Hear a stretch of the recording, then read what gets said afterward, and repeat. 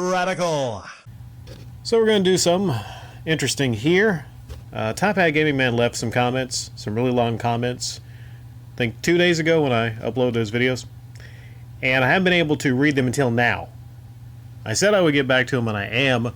What I'm going to do now, though, is I'm going to read this in real time and reply in real time. This is a long freaking comment. It's a long 2 comments. I guess I'll read both of them. Jesus. This might take a while. This is a long response as I didn't realize I had so much to say. You might want to grab a cup of tea before you go any further. I'm covered. I got my V8 Splash Berry Blend. I wanted to respond to your video as it popped up in my feed, as I watch a lot of your videos due to the fact that I find it interesting to hear views that differ wildly from the popular consensus.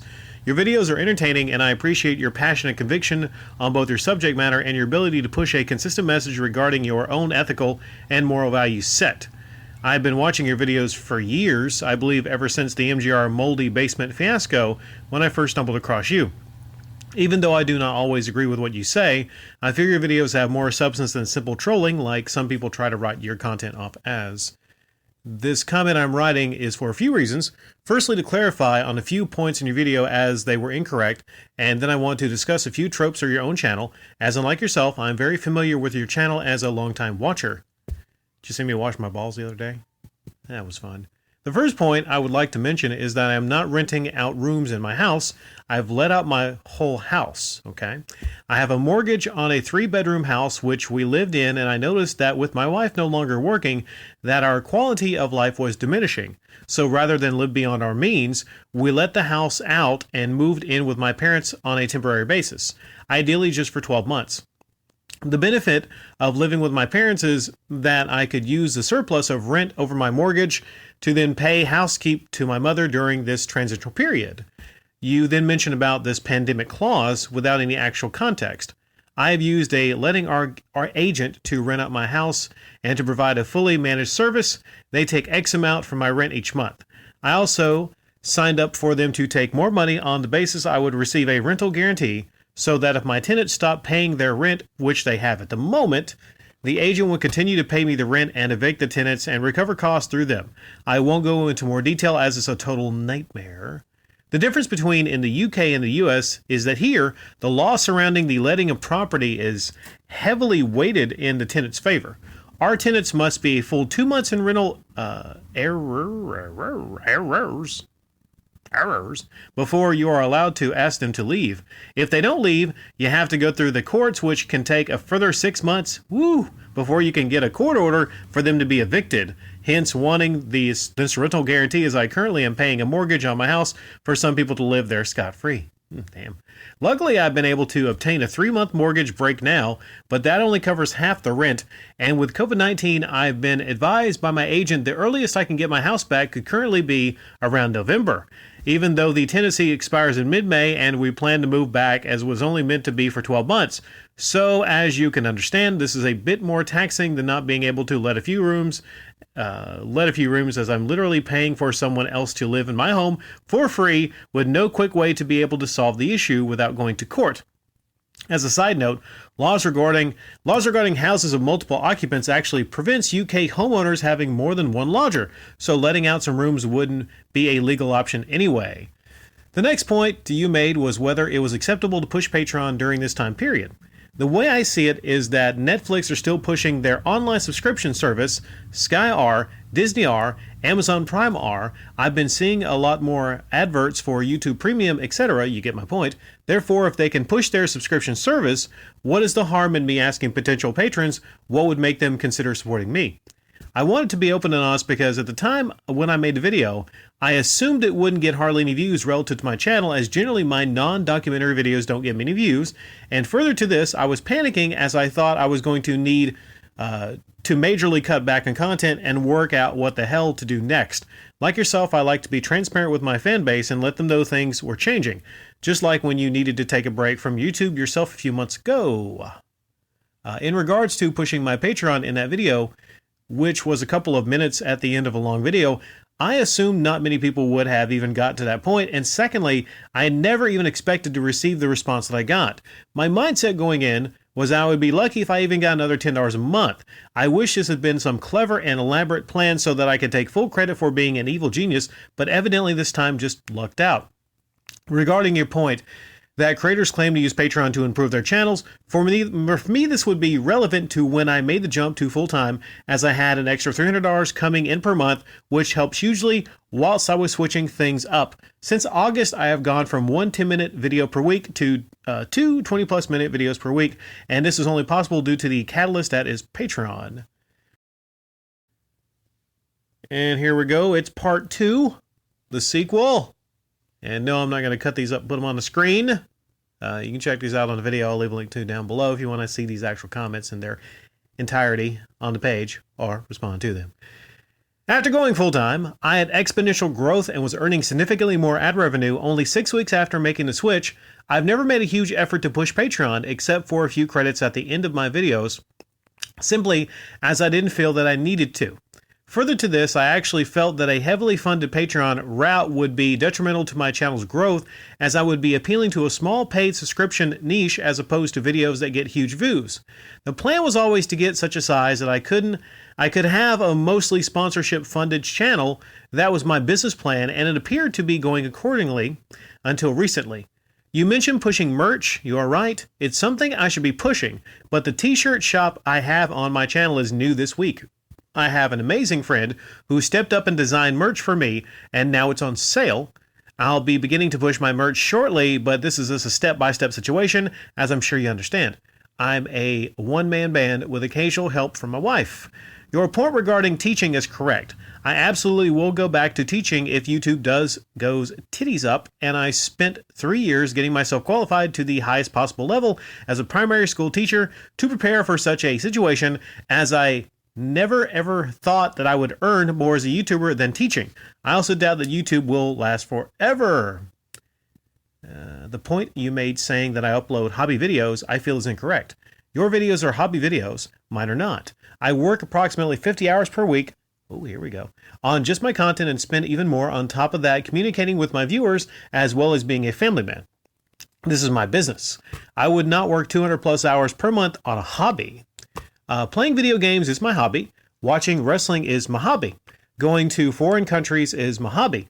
Sitting at a desk in a cupboard in a garage, painstakingly editing, researching, writing, recording voice work for 4,000 plus word scripts twice and sometimes 3 times per week is not a hobby. You'd have to expect me to be a total nutter to choose to do this purely for fun. I'm very passionate and I love my job more than anything I've ever done before, but please don't call it a hobby videos because that couldn't be any further from the truth. You mentioned I'm doing nothing to give back to my patrons. If you actually looked at my Patreon page and my public Patreon post, not only am I active on there on a daily basis now, but I've actually changed my channel now to Coordinates. My videos, which you kindly watched and said you thought was alright, was picked up by my patrons. I will be creating additional content on top of my already 50-hour work week. Oh Lord, 50-hour work week. Workload simply to cater to my audience on top of everything else I was already doing prior to COVID-19.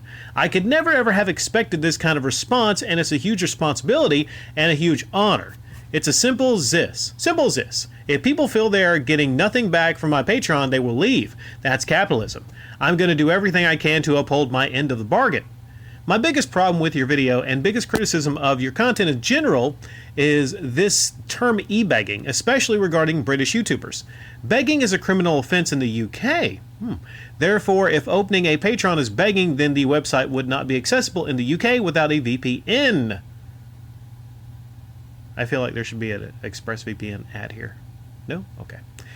We'd also be receiving criminal convictions. If you accuse YouTubers of being e-beggars for offering paid content or incentives at a cost, then you have to apply exactly the same logic to big business, i.e. Netflix, Amazon, and anyone who offers non-tangible goods online or even advertisers at all.